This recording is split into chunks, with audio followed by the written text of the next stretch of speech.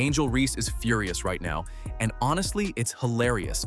She got rejected twice in the same week by two different sets of her so-called fans in two different cities. In Chicago on April 29th, her old fans watched Kamilla Cardoso swat her into a viral moment and barely flinched. Then, a few days later in Atlanta, her supposed new fans couldn't even be bothered to show up to a 3,000-seat arena for her home debut. And the ones who did watched Kiki Iriafen block her 3 times while Washington's rookies and sophomores won by 11. She told everyone she's the it girl. The reality is, she's the never was. No city wants her. Both buildings were empty, and she's back to smoking layups. Why do you think Reese made it to the WNBA? Let me know down in the comments below.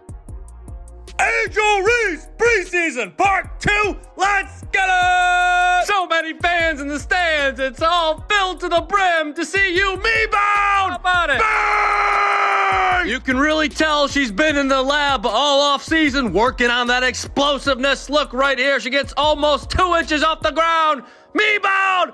Angel Reese spent the entire offseason telling anyone who would listen that she was a star, that Chicago never deserved her, and that Atlanta was going to be her fresh start. So when April 29th rolled around and she walked back into Chicago as an Atlanta Dream player, the whole internet leaned in waiting for the revenge game she'd been teasing. She even floated the idea of dropping 50 points on her old team. 50. Against a short-handed Sky squad missing Skylar Diggins-Smith, Dijanai Carrington, and Azura Stevens, she had every reason to deliver on that noise. What makes you her? I'm really confident within myself. Nobody can tell me I'm not that girl. I wake up every morning. And now she's in Atlanta. What's Atlanta giving? Atlanta giving black girl magic. It's giving culture. It's giving lemon pepper wings. It's giving Atlanta dream. It's giving everything. So I'm really happy to be in Atlanta. And make sure y'all come out and pull up. You're gonna see me at a game. Best believe. Last question: Are you the art or the artist tonight? I'm both. I'm the artist.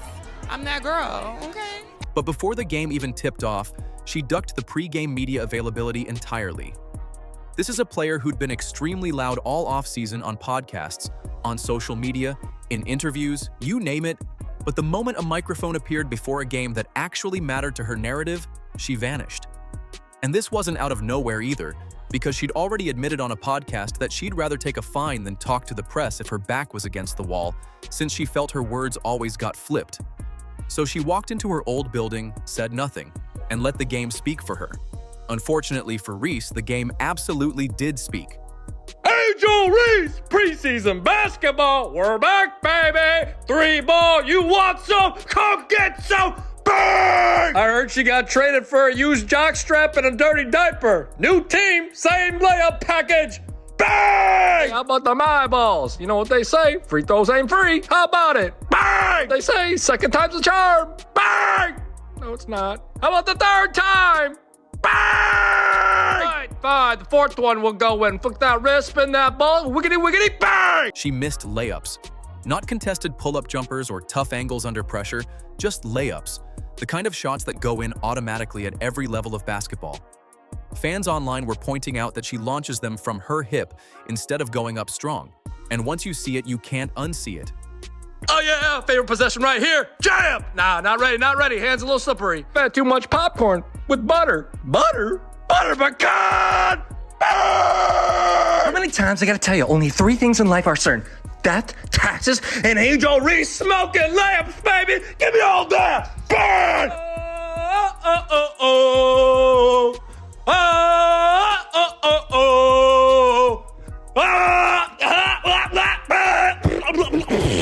Then Kamilla Cardoso, the center Chicago chose to build around after trading Reese away, stepped into the paint and blocked her clean.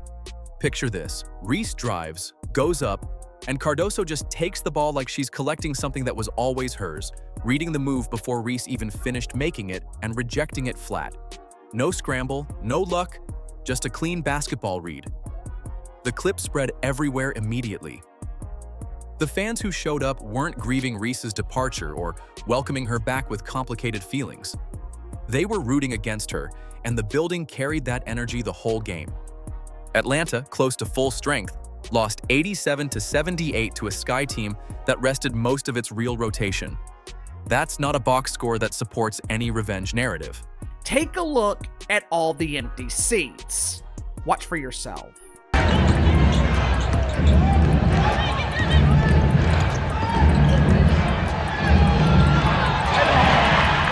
Angel Reese was shooting the three and way the passing lane, forces a turnover, calls her own number.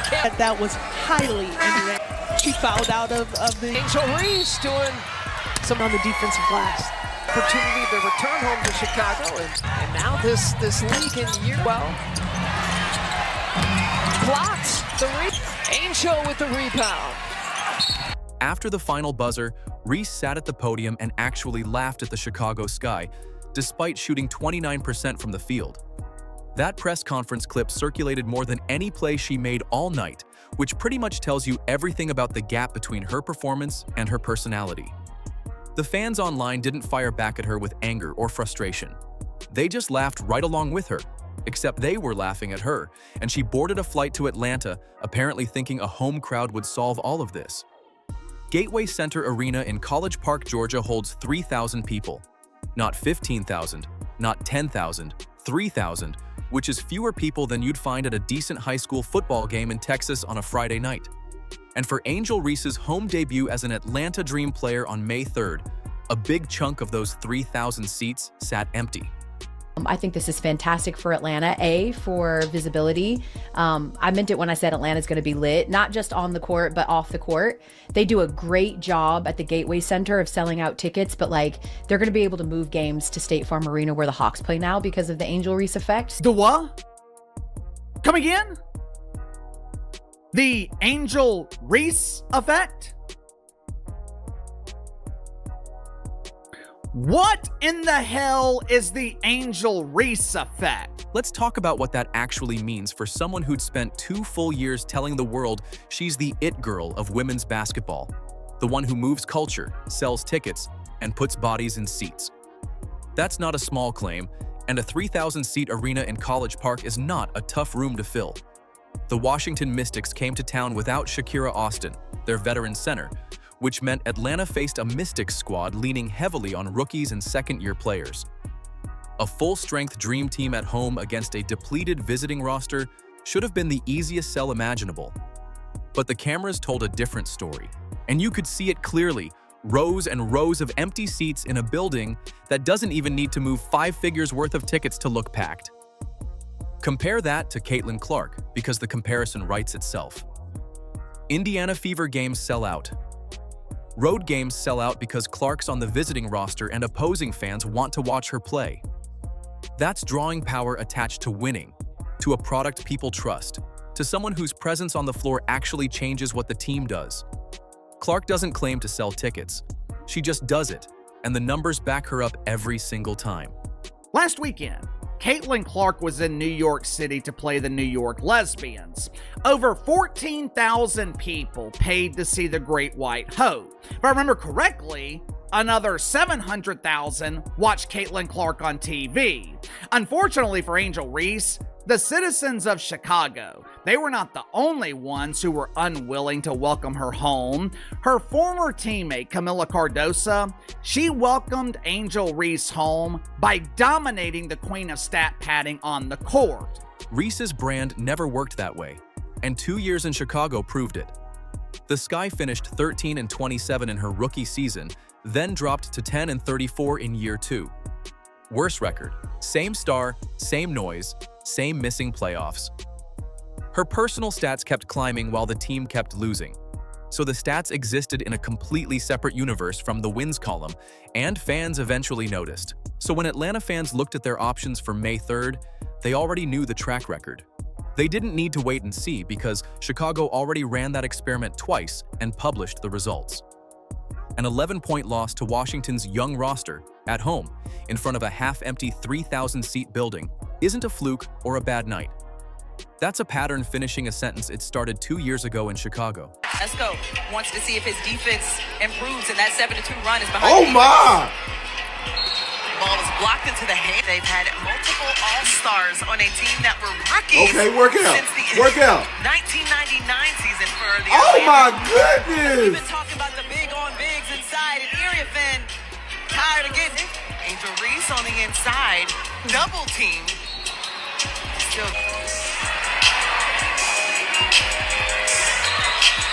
Horrible hoops. Horrible hoops. The Mystics walked out of College Park with a comfortable win, led by players most casual fans couldn't name without checking a roster, and the attendance and the scoreboard basically told the same story from two different angles. Meanwhile, back in Chicago, something genuinely interesting started happening the second Reese's trade processed, and it has everything to do with who suddenly wanted to play there. Let's talk about what actually happened on the court May 3rd, because the scoreboard just printed the final number and the details underneath it are genuinely rough if you're an Atlanta Dream fan who bought into the hype. Kiki Iriafen isn't a household name yet. She's a second-year player still earning her reputation. So when she walked into Atlanta and blocked Angel Reese 3 times in a single game, that's not a veteran shutting down a young player. That's a supposedly elite player getting embarrassed by someone most fans couldn't pick out of a lineup 2 weeks ago. She's got this nasty trick shot where she hip fires layups from 2 feet away, like that. That shot is her bread and butter. Butter, my God. Her form is cooked. That ball is so far away, it's in another solar system. Maybe she makes it. Nope. Checking on her boyfriend, Wendell Shorter Jr. Detroit fans chanting Angel Reese. 2 peas in a pod, Mr. and Mrs. Brick. No. Someone tell her there's not an incentive in your contract that pays you more money for missing layups. That's a prey up. I wanted to see a baby giraffe try to play Twister. I go to the circus. What is that?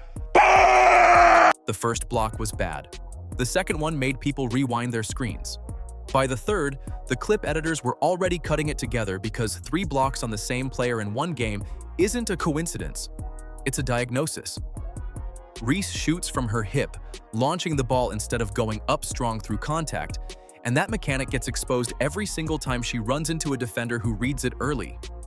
Iriafen, who's listed at the same 6 feet 3 inches as Reese, read it every time. After one of those blocks sent Reese to the floor, Reese stood up, stared at Iriafen, and slow clapped 3 times, which the internet immediately identified as someone trying to save face while losing it. One to position her body, put the ball on the to go in. 8 on the shot clock. An inside touch to Lauren Betts, standing at 7 and able to finish over the outstretched hands. Bruin on Bruin violence. Lauren out of Ole Miss, spent her first 3 seasons out of Ohio State. One of the 3 players that were picked for the Mystics in the first round in the draft is Lauren Betts with another bucket. That's going to be a problem. We're seeing pulls up, top of the key, in and out. Iriafen with a rebound and a quick dish to Betts. Lauren Betts finished with 17 points and made Reese look completely lost in the paint, which is genuinely the worst possible place for Reese to struggle because interior presence is supposed to be her entire identity. Betts drew fouls, scored at will, and Reese couldn't stay in front of her or contest cleanly without fouling out. People were calling Betts the most dominant player on the floor that night, and that's a rookie in her first preseason game on the road against a player who'd been promoting herself as Atlanta's new cornerstone all offseason. Reese also bowled over Georgia Amore for a foul, missed a string of shots, and spent a stretch of the game arguing with the officials after a block instead of sprinting back on defense. That behavior, the complaining, the slow clapping, the body language reporters were calling out, is exactly what Chicago's locker room reportedly exhaled when the trade processed. Angel Reese, 9 for Lauren Betts. They're guarding one another. Kiki Iriafen in on the action and kisses the timing chemistry with Ryan Howard. Backdoor, Olsen finishes. But season up till today, that 3 has been smooth. 6 points as Lauren Betts. The middy's good. Michaela Onyenuede and Shakira Austin out. Lauren Betts with the touch on the block. And she is making Lauren Betts got Indian Navarre in the air. And Atlanta's coach Carl Smesko talked after the game about experimenting with lineups and working on bench development, which is what coaches say when the film they watched wasn't what they drew up. 2 games into her tenure, and the coaching staff's already in adjustment mode. Remember that post-game press conference 4 days earlier where Reese laughed at the Chicago sky despite shooting 29%? The basketball internet laughed right back at her when Iriafen's third block started trending, and nobody needed to say a word out loud because the clip handled all of it. While Reese was busy getting blocked in 2 different cities, Chicago quietly became one of the more interesting rosters in the league, and it happened almost the second her trade processed. For 2 years, the story around the Sky was that nobody wanted to play there, that the city was cold to women's basketball, that the organization couldn't attract real talent. Reese was always framed as the one thing keeping the franchise from total irrelevance despite the losing. That story aged badly in about 4 months. The truth is, Angel Reese has never been a star basketball player. I'm not saying she's the drizzling shits, but Angel Reese has never been a star, and she has never been a winner in her brief WNBA career. Angel Reese is the queen of empty stats. She's one of the best players in the league in garbage time. When the Chicago Bravado were down 30 points with 5 minutes left in the fourth quarter, Angel Reese knows it's time to clock in and start dominating. Here's where it gets interesting. Skylar Diggins-Smith, a 7-time All-Star, signed with Chicago. Dejounte Carrington, who won Most Improved Player and made the All-Defensive First Team in 2024, signed with Chicago. Azura Stevens, a veteran with championship experience, signed with Chicago. The Sky then traded for Ricky Jackson, an electric young scorer who immediately asked for Reese's old number 5 jersey, the same number she wore in high school and at Mississippi State. Reese's fans online demanded the number get retired. But jersey retirements in professional sports go to players who deliver playoff runs and championships. And Reese delivered 2 straight playoff misses and a record that dropped from 13 and 27 to 10 and 34 in back-to-back seasons. Jackson's wearing number 5 now, and nobody in the Chicago front office lost sleep over it. So the nobody wants to play in Chicago narrative was never really about Chicago. 4 proven players looked at the Sky's roster without Reese and decided that's exactly where they wanted to be, which tells you pretty clearly what the actual problem was during those 2 years. You know, the dynasty starts after you, not with you. Chicago Sky to Angel Reese. Woo-wee! I told you that AR disease ran deep. Nobody wanted to play with that. That is wild. Now flip to Indiana, because Caitlin Clark arrived in 2024 and the Fever's trajectory just went up and kept going. Playoff appearance in her rookie season after the team previously held one of the worst records in the league. Players like Kelsey Mitchell, Aaliyah Boston, and Lexi Hull committed to Indiana because the environment produced wins. The system worked for everyone on the floor, and Clark's gravity created better shots and better opportunities for the players around her. Indiana became a place people wanted to go because being there meant actually winning basketball games, and free agents noticed. Reese's 2 years in Chicago produced the exact opposite environment. The locker room tightened, the record dropped, and players reportedly exhaled when the trade finally cleared. The Sky's new roster runs on spacing, ball movement, and defensive versatility, which are all things Reese couldn't give them, since she won't shoot threes and her defensive range doesn't fit a modern system. Chicago didn't just move on from Reese, they built something that fits the way the league actually plays right now. And Atlanta inherited a player whose old team is already looking like the team that won the trade. They traded away Angel Reese and then said, we're going in. We're going in. Right here, right now. Had to get her off the team to get these players to come here. 2 games. That's all it took for the gap between Angel Reese's brand and Angel Reese's basketball to become impossible to ignore, and the preseason isn't even finished yet. She's got a Cardoso block, 3 Iriafen blocks, a 29% shooting night she laughed off at the podium, an 11-point home loss to a Mystics team built around rookies, and attendance numbers that would embarrass a minor league hockey team in a city that doesn't care about hockey. That's the 2-game resume of the self-proclaimed it girl of women's basketball. Atlanta took a real risk trading for Reese, and Coach Smesko's already talking about lineup experiments and positional flexibility 2 games into the relationship. That's not normal preseason tinkering language. That's a coaching staff already in adjustment mode, trying to figure out how to build something functional around a player whose skill set keeps creating problems instead of solving them. And the problems aren't small ones either, because Reese won't shoot threes. Her defensive range doesn't cover modern forwards, and her finishing at the rim keeps getting rejected by players who read her mechanics before she even leaves the floor. And that speaks exactly to both what you were saying and Tanisha Batiste was telling us coming back from the break. Carl Smesko wants to see if his defense improves, and that 7-2 run is behind the defense. And she also, again, added this to her bag. Atlanta runs a space and pace system, right? That system needs shooters spread across the floor so the paint stays open and drives actually work. Reese doesn't stretch the floor, which means defenses can collapse into the paint every time she touches it, and that collapses the whole offense around her.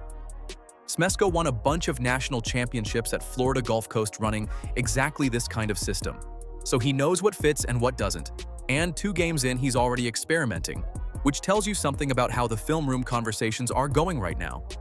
Chicago, meanwhile, looks like a team that just dropped 100 pounds off its back. Skylar Diggins-Smith, Dejonai Carrington, Azura Stevens, Rickea Jackson, and Kamilla Cardoso on the same roster, all of them choosing Chicago after 2 years of the "nobody wants to play there" narrative. They all chose Chicago after Reese left, which isn't a coincidence, it's a verdict. The Sky's new roster spaces the floor, moves the ball, and fits the way the league actually plays in 2025, and they built it without bending the system around one interior player who can't step outside the paint. This is going to get real ugly for you-know-who. Get out. Get out. She got all kinds of ball on Angel Reese, but that wasn't even the worst one. Angel ended up getting all up in her feelings here. Oh, she gets mad. Oh, yeah, you got the shit blocked out of you. I mean, come on. Caitlin Clark never called herself the It Girl. She didn't need to, because the Fever's attendance numbers, their playoff appearance in her rookie season, and the free agents choosing Indiana all said it without her opening her mouth. Players want to play with Clark because playing with her produces wins, and wins produce everything else. Better contracts, more exposure, playoff experience, all of it. That's a brand built on results, and results don't need a podcast tour to stay relevant. Reese's brand always needed the noise because the results kept coming up short. 2 years, 2 playoff misses, a record that dropped from 13-27 to 10-34, and a Chicago locker room that reportedly exhaled when the trade cleared. Now she's in Atlanta, 2 games into a fresh start, and the fresh start looks a lot like the old situation. Empty seats, viral blocks, and a coaching staff already problem-solving on the fly. Reese was supposed to fill with fans and fill with wins. Neither of those things happened, and the season hasn't even started yet. Why do you think Reese made it to the WNBA? Let me know down in the comments below. Like, subscribe, and turn on all notifications so you never miss out. Click the video on the screen, and we will see you in the next one.